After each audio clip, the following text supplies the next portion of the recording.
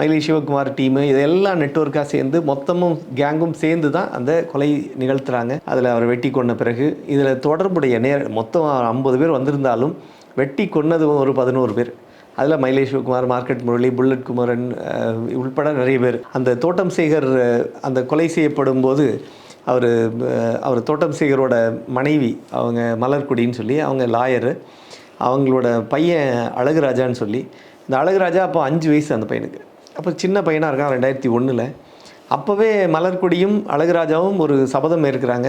நான் என் பையனை பெரிய பையனாக வளர்த்து இந்த சம்பவத்துக்கு காரணமான நபர்கள் எல்லாத்தையும் கருவறுப்பேன், எல்லாரையும் கொலை பண்ணுவேன்னு சொல்லி மலர்கொடியும் அழகுராஜாவும் சபதம் ஏற்கிறாங்க. அதே மாதிரி ஒவ்வொருத்தரையாக போட்டு தள்ளுறாங்க. மார்க்கெட் முரளி போட்டு தெளியாச்சு, அப்புறம் ஒவ்வொருத்தரை இது தொடர்புடைய எல்லாத்தையும் போட்டு தெளியாச்சு.